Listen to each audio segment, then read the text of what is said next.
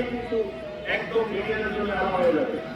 আর বিশেষ করে তোমাদেরকে বলবো আগামী দিন প্রথম ধাপের তৃতীয় দিন, তাই না? তারপরে রিটেন এক্সাম। আগামীকাল অবশ্যই তোমাদের যে কাগজপত্রগুলা কাগজপত্র সার্টিফিকেট, হ্যাঁ, তারপরে কি নাগরিকত্ব, হ্যাঁ, নাগরিকত্ব কি যদি আমাদের নিজের যদি এনআইডি না থাকে তাহলে কি বাবা মায়ের এনআইডি, তাই না? সর্বশেষ যে যেটা তোমার যোগ্যতা সেটা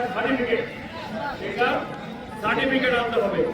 তুমি এই জেলার স্থায়ী বাসিন্দা, তোমার যদি এনআইডি নিজের না থাকে তাহলে ইউনিয়ন পরিষদ অথবা পৌরসভায় যেখান থেকে আসছো সেইখানকার সার্টিফাইড কপি নিয়ে আসতে হবে, ঠিক আছে?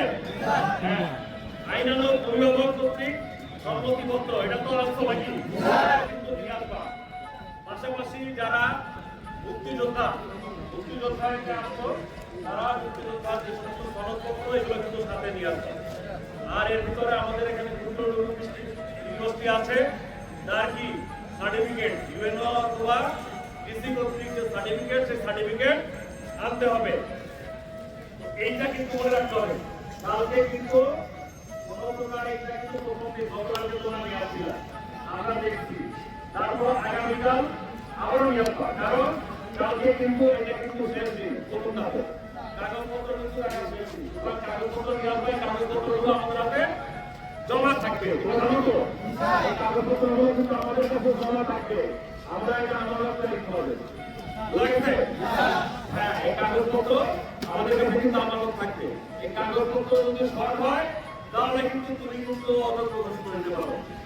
সুতরাং আবারও সবাই বুঝতো তো সবাই একদম কালকে হাতে করে একদম আজকে বাসায় গিয়ে একদম এই যে এখানে ডাটা আছে আবেদনপত্র কিন্তু আছে বিপক্ষীয় ভালো কিন্তু লেখা আছে এগুলা।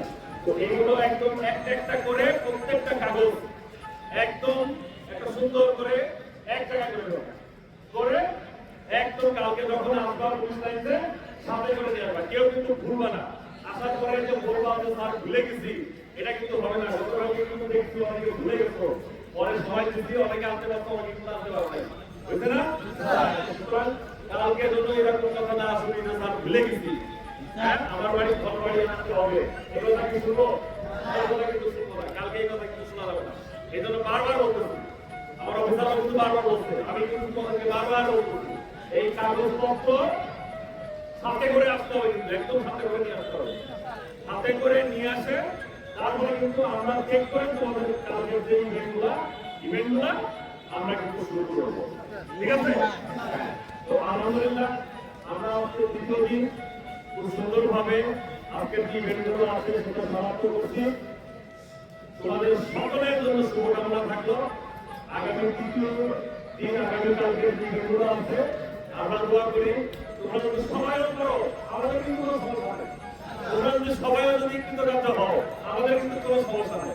আমরা এখানে ইভালুয়েশন করবো এবং টাইমলি, এখানে কিন্তু প্রত্যেকটা কিন্তু টাইম আছে, জানো তো?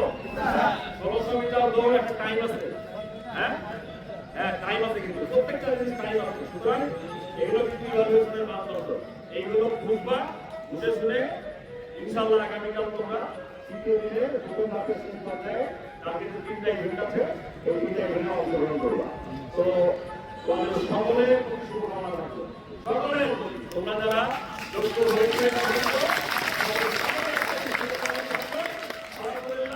কালকে দিন আবারও ইনশাআল্লাহ আমাদের দেখা হবে এবং এর ভিতরে আমরা যোগ্যতম পুলিশের সদস্যদের পেয়ে যাবো।